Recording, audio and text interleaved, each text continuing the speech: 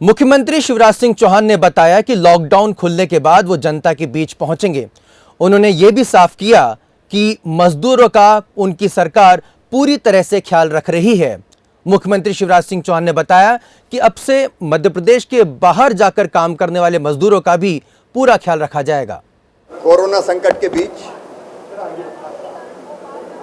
बहुत बड़ी संख्या में अलग अलग प्रदेशों में काम करने वाले हमारे प्रवासी मजदूर भाई और बहन वापस लौटे हैं। मध्य प्रदेश देश का दिल है और सबको दिल से प्यार करता है, इसलिए मध्य प्रदेश की धरती पर जो मजदूर दूसरे प्रांतों में जाने के लिए भी आए निकले यहाँ से, उनके लिए आज भी हमारी बसों की व्यवस्था है। कोई मध्य प्रदेश में पैदल ना चले, बॉर्डर से लेके दूसरी बॉर्डर तक हम छोड़ते हैं। उनके चाय भोजन नाश्ता सबका इंतजाम करते हैं ताकि किसी को इस संकट के समय दिक्कत ना हो। मध्य प्रदेश के जो प्रवासी मजदूर भाई और बहन लौटे हैं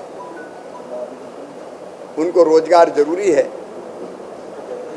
और इसलिए हमने श्रम सिद्धि नाम की योजना बनाई है, जिसके अंतर्गत जो अकुशल मजदूर हैं उनके जॉब कार्ड बना रहे हैं और उनको काम देने का प्रयास कर रहे हैं। कल की तारीख तक 23,50,000 से ज़्यादा मजदूर अलग अलग ग्राम पंचायतों में काम कर रहे थे। उनको निःशुल्क राशन भी प्रदान किया जा रहा है और संबल योजना में भी उन सबको जोड़ा जा रहा है ताकि एक सुरक्षा कवच उनको मिल सके। जिंदगी की जो न्यूनतम आवश्यकता है वो पूरी हो सके, लेकिन उसके साथ साथ हमने रोजगार सेतु नाम की एक योजना बनाई है, जिसके अंतर्गत जो कुशल मजदूर हैं, स्किल्ड लेबर हैं, उनकी सूची हम बना रहे हैं। हर पंचायत में आज से काम प्रारंभ हो रहा है और वो सूची बनने के पश्चात फिर हम एक प्लेटफॉर्म बनाएंगे रोजगार सेतु को, जिसमें जिस तरह का काम वो मजदूर भाई बहन जानते हैं, उस काम की जिस फैक्ट्री में ज़रूरत है या कहीं इंफ्रास्ट्रक्चर के काम हो रहे हैं, पुल पुलिया सड़क बांध के उसमें उनकी ज़रूरत है, तो उनको उसमें लगाने का काम दिलाने का प्रयास किया जाएगा।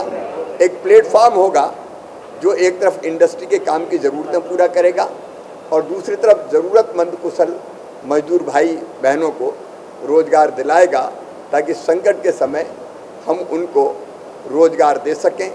हमने ये फैसला भी किया है कि अब कोई मजदूर अगर बाहर के प्रदेशों में काम करने जाएगा तो हम कलेक्टर्स को निर्देश दे रहे हैं, उनकी पूरी सूची हमारे पास रहेगी, कौन किस प्रांत में कहाँ कहाँ। आज तो कोई सवाल ही नहीं है, मैं भविष्य की बात कर रहा हूँ, ताकि हम वहाँ भी उनकी देखभाल ठीक ढंग से कर पाएँ। ताकि 31 तारीख तक लॉकडाउन है और मैं मर्यादाओं में बंधा हुआ हूँ। अब कैसे रुका हूँ मैं ही जानता हूँ, कितनी मुश्किल से अपने आप को मैंने रोका है, क्योंकि हमको 2 गज की दूरी और कार्यक्रमों में नहीं जाना और बाकी सब चीज़ का पालन करना मैं करूँगा, तब मैं दूसरों को कह सकूँगा। 31 तारीख को लॉकडाउन के बाद अगर देश से लॉकडाउन समाप्त होता है तो मैं फिर सारी सावधानियाँ जिनका पालन करना चाहिए उनका पालन करते हुए विशेषकर जनता मजदूर भाई बहनों में मैं जाना प्रारंभ करूंगा। जहाँ तक गेहूं खरीदी का सवाल है, कोई सिस्टम और व्यवस्था बनी नहीं थी गेहूं खरीदने की।